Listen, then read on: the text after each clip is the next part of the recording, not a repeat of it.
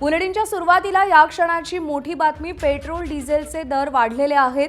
Petrol 3 रुपयांनी तर diesel 3 रुपये 11 पैशांनी महाग झालंय. आंतरराष्ट्रीय बाजारपेठेत कच्च्या तेलाचे भाव कडाडल्यामुळे ही दरवाढ केली जाते. मुंबईमध्ये पेट्रोलचे नवे दर 106 रुपये 50 पैसे ते 106 रुपये 54 पैशांवरती प्रति लिटरला गेलेले आहेत. तर डिझेलचे नवीन दर मुंबईमध्ये 93 रुपयांच्या घरात आहेत.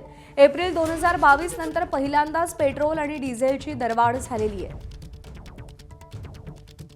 सोमेश कोलगे आपले प्रतिनिधी आपल्याला अधिक अपडेट देतील. सोमेश, काल सीएनजीचे दर वाढले, आज पेट्रोल डिझेलचे दर वाढलेले आहेत.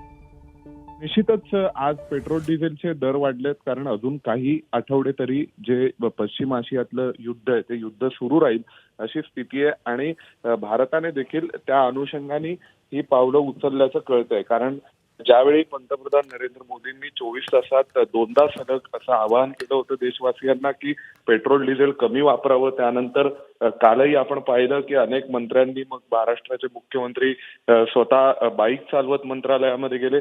यातून एक सर्वसामान्यांची मानसिकता तयार करण्याचा देखील हा एक प्रयत्न होता की आता भारताला जसं आपण पूर्वी पेट्रोल डिझेल वापरत होतो तसं आपल्याला वापरता येणार नाहीये, त्यात काटकसर करावी लागणार आहे.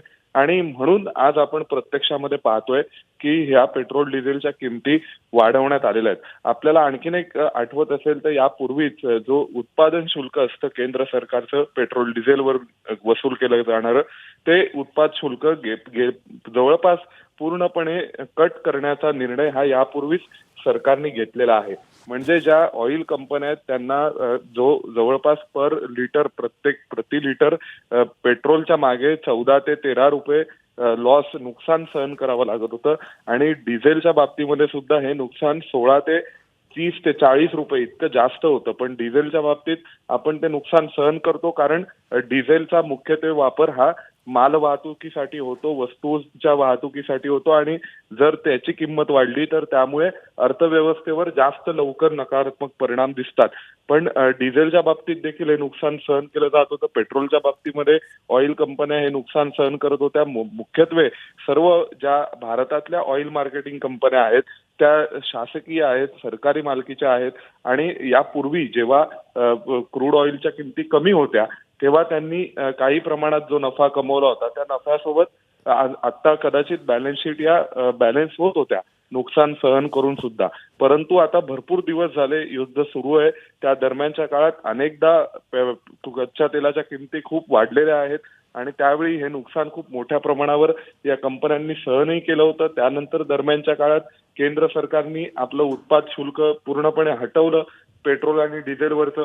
त्यामुळे सुद्धा एक प्रकारे त्या पेट्रोल डिझेलचं वरचा टॅक्स कमी करून देखील पेट्रोल डिझेलच्या किमती तितक्याच राहिल्या. म्हणजे जितका टॅक्स कमी केला होता तितक्या किमतींनी, तितक्या पैशांनी पेट्रोल डिझेल हे महाग झालेलंच आहे. आणि त्यासोबत आता जर आपण पाहिलं तर आज प्रत्यक्ष 3 रुपयाचा दरवाढ ही पेट्रोल डिझेलच्या बाबतीत केंद्र सरकारने करण्याचा निर्णय घेतलेला आहे. त्यामुळे एकंदरीत आता जर आपण प्रॅक्टिकल विचार करायचा झाला तर डॉलरच्या तुलनेमध्ये रुपयाचं अवमूल्यन झालेलं असल्यामुळे आपल्याला जेव्हा मोठ्या प्रमाणावरती तेल खरेदी ही आजही डॉलरमध्ये सुरू आहे आणि डॉलरमध्ये तेल खरेदी करताना जेव्हा 96 रुपये 95 रुपयावरती डॉलर जर जात असेल तर त्यावेळी आपल्याला पूर्वी ज्या एका डॉलरसाठी जिथे 80 रुपये द्यावे लागत होते किंवा 70 रुपये द्यावे लागत होते तिथे आता 90 रुपये मोजावे लागतात.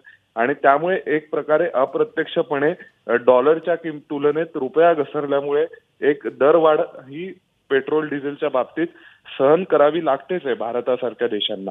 आणि त्याशिवाय पुन्हा प्रत्यक्ष या कच्च्या तेलाच्या किमती कमी जास्त होणं यामुळे सुद्धा ही अधिकची दरवाढ सहन करावी लागते.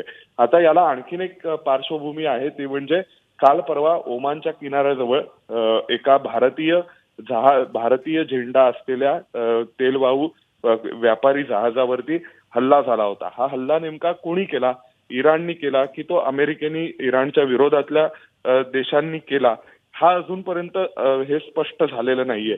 कारण या बाबतीमध्ये जेव्हा पूर्वी एका भारतीय ध्वजांकित नौकेवरती हल्ला झाला होता हॉर्मुझच्या सामुद्रधुनीत, त्यावेळी प्रत्यक्ष भारताने इराणकडे अंगुली निर्देश केले होते आणि इराणला त्याविषयी चा जाब विचारला होता, विनंती केली होती की असे हल्ले होऊ नयेत. त्यानंतर भारतीय जहाजांवर हल्ले होत नव्हते.